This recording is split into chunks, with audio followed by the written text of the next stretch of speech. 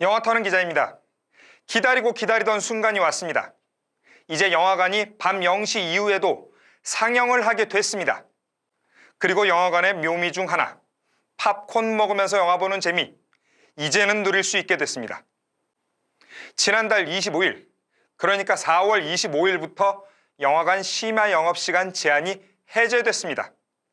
영화관에서 취식도 가능해졌습니다.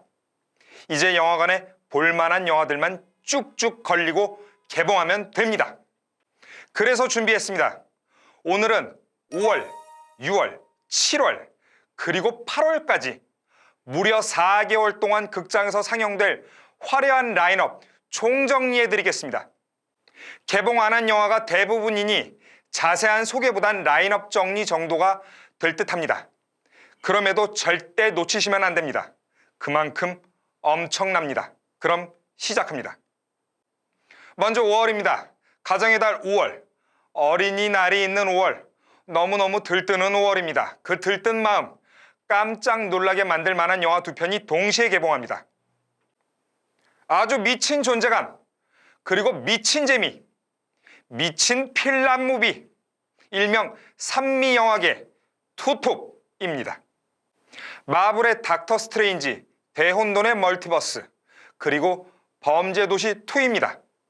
우선 닥터 스트레인지 대혼돈의 멀티버스, 지난 4일 개봉했습니다. 녹화일 기준으로 저는 이미 봤습니다. 재미? 모두가 기대하시는 그 정도의 수준이 아닐까 싶습니다. 우선 마블의 영화적 세계관을 뜻하는 MCU가 이제 사실 좀 너무 어려워지고 있다는 것이 약간의 걸림돌이긴 합니다. 세계관 자체가 너무 방대해지고 다변화하면서 영화를 감상하는 게 아닌 영화를 연구해야 하는 차원으로까지 넘어가 버리고 있습니다. 그럼에도 MCU입니다. 그렇다고 안 볼 수 있겠습니까? 6년 만에 솔로 무비 속편이 공개되는 닥터 스트레인지는 사실 솔로 무비란 개념보단 이젠 하나의 톱니라고 할까요? MCU의 페이지 4를 바라보는데 필수적인 요소가 돼버린 느낌입니다. 그리고 스칼렛 위치도 이 영화에 등장합니다. 참고로 이번 영화를 이해하는데 필요한 무비는 사실 너무 많습니다. 그럼에도 몇 개를 필수로 꼽자면 OTT 플랫폼 디즈니 플러스에서 현재 서비스 중인 완다비전, 로키, 그리고 멀티버스가 등장한 바 있는 스파이더맨 노웨이 홈, 여기에 닥터 스트레인지 1편 정도는 꼭 보시고 이 영화를 감상하시길 추천드립니다. 그리고 같은 달 5월에 개봉하는 영화 범죄도시 2, 괴물 영사 마동석, 아니 마석도가 등장하는 한국형 히어로 무비라고 전 부르겠습니다. 5월 18일 개봉입니다. 범죄도시는 1편이 영등포구 가리봉동을 배경으로 했다면 이번 2편은 동남아의 베트남입니다.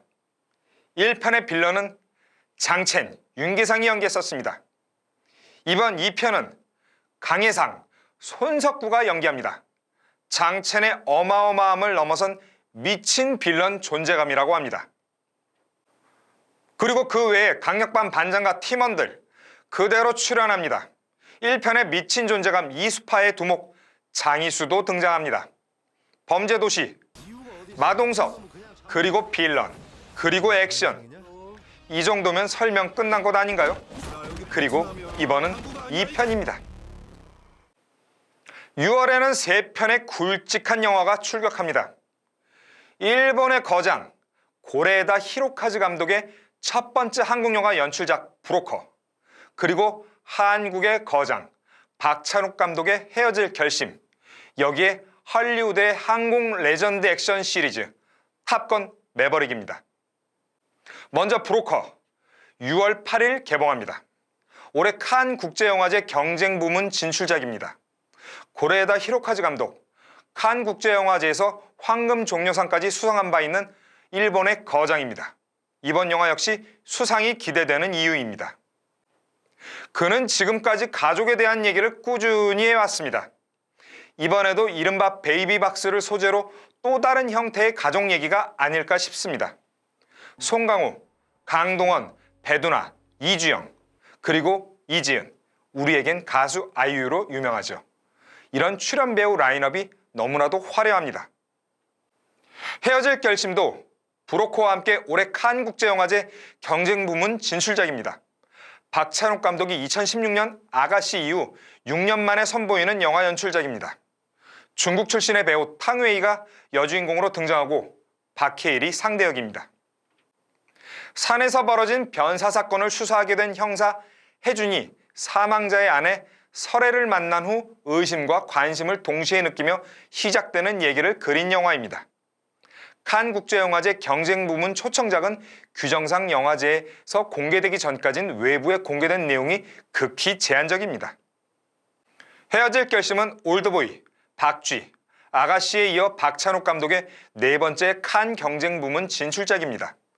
수상 여부가 언제나 기대되는 박찬욱 감독의 신작이란 점이 관심의 중심에 있음은 틀림없습니다.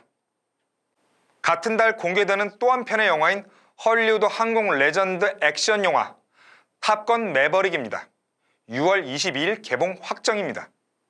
항공 액션 레전드의 탑건 속편입니다. 무려 35년 만에 속편이 되겠습니다. 탑건은 40대 중반부터 50대까지의 남성 관객이라면 필름 무비였을 겁니다. 가죽 자켓, 오토바이, 그리고 그 유명한 OST까지. 35년 만에 돌아온 탑건의 명성이 어느 정도가 될지 관건입니다. 물론 그때나 지금이나 전 세계 최고의 인기를 자랑하는 톰 아저씨, 톰 크루즈의 존재감은 여전합니다. 이제 7월과 8월입니다. 현재까지 날짜는 아직 정해지지 않고 개봉일도 유동적이지만 올해 7월부터 8월, 즉 여름 시즌에 공개를 예정 중인 굵직한 영화들은 앞선 달보다 더 많습니다. 우선 7월 개봉 확정으로 한산용의 출연과 토르, 러브 앤 썬더 두 편이 있습니다.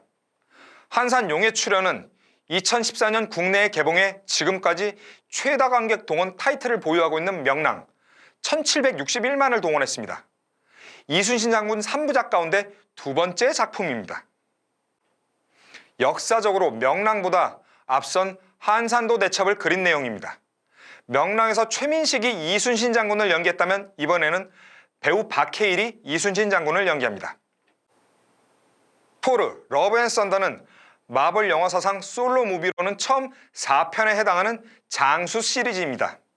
1편과 2편에 등장한 바 있는 제인 포스터가 토르 세계관의 마이티 토르로 등장한다고 합니다.